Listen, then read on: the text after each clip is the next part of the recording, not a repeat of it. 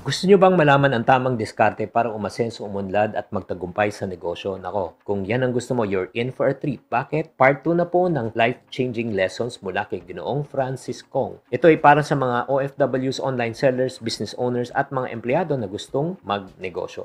Videos that will make you wealthy and debt-free. Hi there, this is Shinkitan, your pambansang wealth coach. Napadaan po sa aking FY page po ang interview ni Mr. Francis Kong, isang batikan na talagang manunulat, tagapagsalita, at the same time my mentor. Siya po in-interview ni John Rankins, ang seasoned entrepreneur na may 30 years of experience sa pagbebenta at siya po ay nakakreate ng program, The Sales Machine. So pinanood ko po to at talagang na-intriga talaga ako sa mga nuggets of wisdom na gusto kong i-share po sa inyo at gagawa tayo ng commentary video. Ito po ay part 2 na po. Kung na-miss nyo na po ang part 1, pumunta na lang kayo sa link sa comment section po at makikita nyo po yung part 1. Dito po, sinabi po ni Ginoong Francis Kong, tinanong po siya kung paano daw talaga magpakilala ng isang produkto para maging successful ang itong produkto. Ito po ang sinabi niya. I'm a risk taker. I'm an early adopter. I would do my research on fashion. I will discover what are the latest trending in the jeans industry. And I would present crazy stuff. And the buyers would berate me in front of everybody. And he says, who in his right mind would present a damaged sample? And I look at the buyer and I say, excuse me, sir, I damage it on purpose. He said, who in his right sane mind would damage his own sample and present it to us? And I said, sir, respectfully, that's going to be the trend. He says, who told you that a damaged sample would be a trend? And I said, could you hold on to your horses? And then from my back pocket, I'm going to pull out the magazine clipping and show him this latest trend, which we now called distressed jeans.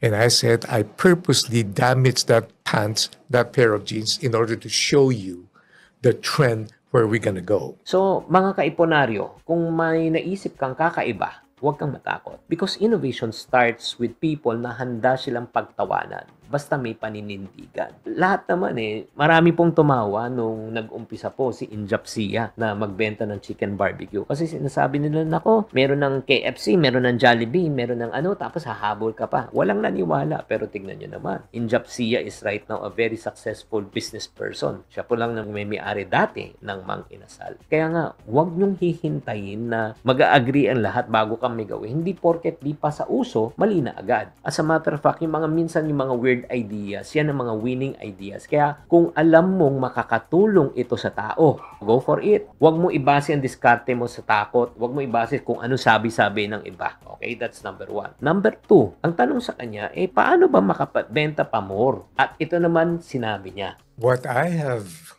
done would practically violate every sales book that you can find. Because I've turned down multi-million contracts because I know that's not what they need. So these clients would come and say, Francis, we need this training, we need this learning, and you're an expert there. You know, you came from the garments industry, and this is a garments company that we have, multinational, and so forth and so on. And I said, after, consultants are like organizational doctors. You have to ask questions and figure out what it is that's causing the problem, right? And after listening to him, I said, I'm not what you need. I love the prospect of making money from you. I mean, this contract is lucrative, but I won't be able to solve your problem. Here's what my recommendations are, and I won't even charge him for that. I said, you might need an organizational expert to fix your organization, fix your system, and then fix your software, and then get everything done. You know why? Because I may earn his money now, but if it doesn't help him with his problem, he's going to blame me later. And he's going to say, I thought Francis is good and he's usable and he can help us. Now I spent a lot of money and nothing happened. So I'm not going to risk my reputation and credibility just by earning a little bit of my money that guy is going to give out without helping him. So I would refer him to somebody whom I would think would be able to solve his problem. And guess what? Once his problem, these systems are now fixed, he'll get me back. Because in doing so, he would realize that I'm not just after his money or I'm just after my own personal benefit. I have actually have the concern to want him to become better. And therefore, these are the magic words. I have earned the right to be heard. Napakaganda na sinabi niya, sell by solving, not by pushing. Hindi mo kailangan pilitin ang isang taong bumili kung hindi niya kailangan. Ang kailangan mo, magbigay ka ng solusyon sa kanyang problema. Grabe, alam mo, totoong-totoo yan ha. Ang goal natin, hindi magbenta. Ang goal natin, mag-solve ng problema. Be a problem solver. Because long-term success comes from serving, not selling. And yan po natutunan ko talaga. Alam mo, siya rin nagsabi sa akin, Chinky, huwag mong isipin kung magkano kikitain mo. Isipin mo paano ka makakatulong sa kapwa. Pag nakatulong ka sa kapwa, babalik sa'yo. Kapag natulungan mo yung customer mo, babalik yan. May kasama pang referrals. Diba? Ganun lang naman yan eh. I can still remember when I was selling real estate. I sold 35 units in 60 days. Paano yan? Kasi nagustuhan nila yung service, nagustuhan nila yung unit. Sila na mismo ang nagbibigay sa akin ng referrals. Ang tunay na kita ay galing po sa tiwala. Galing sa right service. Kaya kapag inunat po natin ang service, nako, maniwala po kayo. Kusa na darating po ang benta.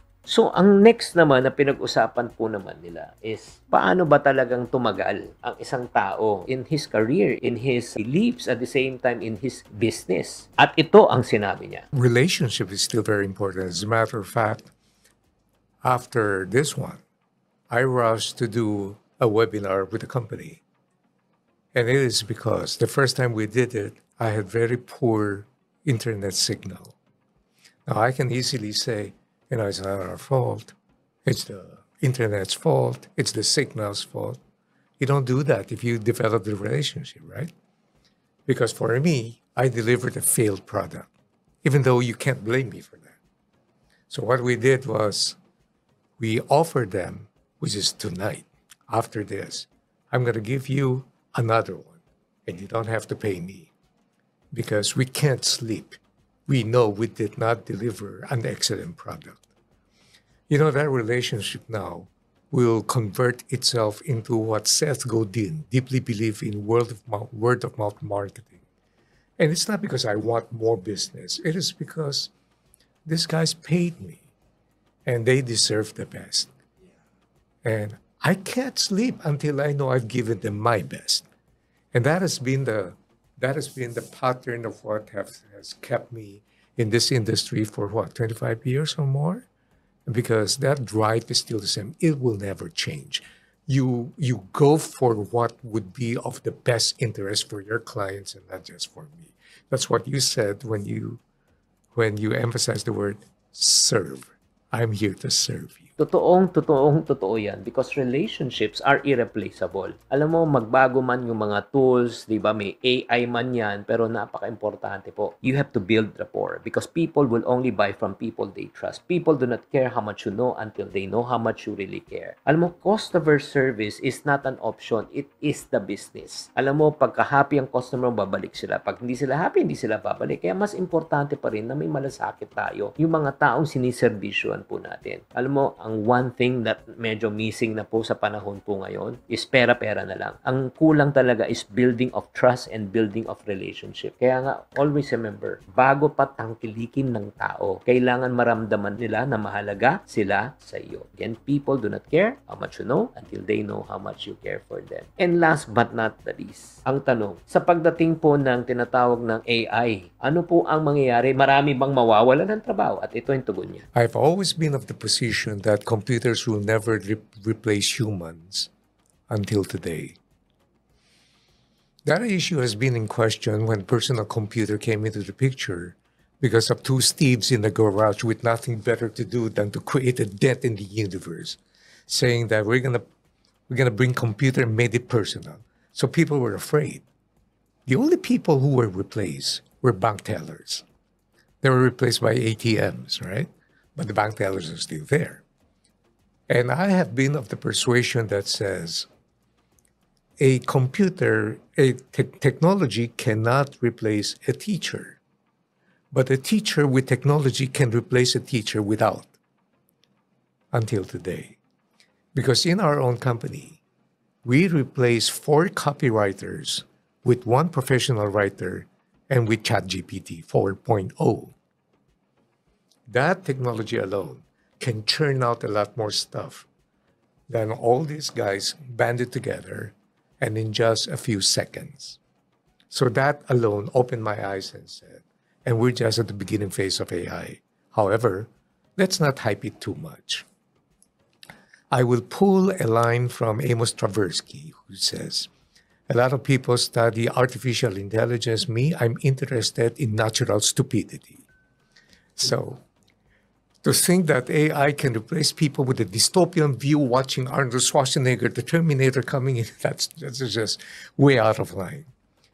AI is still a tool that can increase our productivity, but you got to be there knowing how it operates and how to use it, because once you're going to catch up, you're going to be left behind. Tama. Ang AI ay isang tool to make life better and easier. Alam mo, AI can really make it faster, pero you know what? At the end of the day, kailangan pa rin ng high touch. May high tech, di ba, AI? Pero may high touch. Huwag kalimutan ang puso. Use AI to save time, pero do not automate relationship. Tools are great, but the tools without a heart won't create loyalty. Kailangan maging updated po tayo, pero dapat manatili tayong tunay. Katulad na ginagawa ko ngayon. I use technology for my advantage to be able to reach out and connect with you. Kaya nga, only yung talagang papakita ka talaga na may concern ka talaga sa tao. And it can make it meaningful to the target market you want to reach. So, mga ka-friendship, huwag nating kakalimutan, kung merong high-tech, dapat may high touch. And yung last na naman po, kung meron siyang iiwan na talagang sikreto para talagang maging matagumpay ang isang negosyo, ano daw ang 3 sikreto? Number 1, customers still want the product or a service that is of reliable acceptability and quality. So, when you order from Amazon and through drone, it delivers the stuff into your doorstep within the next 3 hours because you're a Prime member, so you will begin to say, I wish this product comes in the right color and the right size without dent, and that's okay for me. In the US, you can return it, and many of them do. Here, it's a little bit inconvenient to return, but of acceptable quality will be okay. But then that will evolve because you still have to go the extra mile. You still have to present a better thing than just acceptability. The second consumer behavior that will never change is consumers want a product or a service that is there when needed. And that's why logistics play into a very big picture. I mean, you can do all the sales talk that you can give. Your product is the best product in the world. But when the consumer is needed and it's not there, we haven't served, have we? And number 3, this is one thing that has never disappeared, but now amplified in many ways, in many levels. This is empathy. People still want to do business with a vendor that cares. It's not just pushing the product and earning the money. Grabe, no? Yun nga sinasabi niya. Number 1, quality product. Yes, product is important pa rin at the end of the day. If the product works, the business works. Number 2, on-time delivery. Service na naman po yan. And then number 3, true empathy. Alam mo, habang nagbabago po ang panahon, ang hindi nagbabago, yung prinsipyo. Di ba? Kaya nga, it's very important po na talagang yung integrity po natin dapat nandun. We should deliver what we promise. We should not overpromise and underdeliver. As a matter of fact, we should underpromise and overdeliver. And then, walang shortcut sa tiwala. Walang shortcut sa success. Kailangan pagtrabahuan. At saka yung mga uso, wala yan. Di ba? May bagong uso lalabas. Pero, ang tunay na hindi magbabago, yung pagkatao mo, yung values mo. Kaya kung gusto mo pang matagalan negosyo, galingan mo. Tapos, tuparin mo kung ano ng pinangako mo at alagaan mo ang customer mo. Grabe, mga ka-iponaryo, di ba? Mga ka-wealthy dyan. So, natapos na po natin ang second half ng 10 most powerful lessons that we can learn from Francis Kong. At hindi mo na kailangang i-apply lahat naman itong pinag-uusapan natin. Pumili ka lang ng isa. Kaya nga sa lahat ng lesson na ito, from 1 to 5, anong lesson ang tumama sa iyo? Paki-comment na lang sa comment section. Quick announcement lang to, no? Marami na po nagme-message po sa akin, Chinky, paano mo ba ako matutulungan ng mas personal? Kailangan ko talaga ng tulong at gabay para sa financial situation ko. So if that is you, good news, for the very first time, I'm opening a one-on-one coaching session for those truly who are serious about change. Ito na yung sagot para sa mga tao gusto na mag-level up na hindi lang basta advice. Kailangan nyo ng guidance, clarity, personalized support, and direct mentorship from me. So what will you receive? Number 1, 2 personal one-on-one coaching session. Tayong dalawa lang. And then number 2, may 12 months access ka sa exclusive group. Small group lang, mas focus, mas tutok, walang distraction. And number 3, this is the best part. Meron po tayong direct access sa isang private WhatsApp group. You can ask me anything, anytime for 12 months. Okay? Pero wag lang po 3 a.m. Ang total value nito sobrang sulit. Pero hindi ko muna i-reveal ang details. Alam mo na, confidential and exclusive lang for those people who are serious. So, DM na lang kayo sa akin. May maganda rin akong balita for the first 10 action takers. You will get 2 additional one-on-one sessions with me if you take action right now before this video ends. And I will give these 2 sessions additional for free. So instead na 2, you will get 4 one-on-one coaching sessions. Simple lang to, no? The reason why I'm doing this is because I want to help people who wants to experience talaga yung breakthrough. Especially kung nagpa-pray ka, paano bang mas faster, less confusion, at kailangan mo talaga ng accountability. Wala nang guessing game, wala nang paikot-ikot. This is your chance to get real results that you really deserve. Again, I just like to announce 10 lang to and then magko-close. This is not open forever. So I don't want you to miss out on this and I don't want you to regret. Take action right now. If you're interested, scan na lang po yung QR code or message mo na lang ako privately para malaman mo if this is really for you. Don't wait for things to happen, but make things happen. See you there. Maraming salamat. Sana naman na-enlighten po kayo sa episode na ito. At sana naman huwag nyo kalimutan mag-follow at subscribe. Tatandaan, tamang karunungan, tamang disiplina po ang susi sa pagyaman.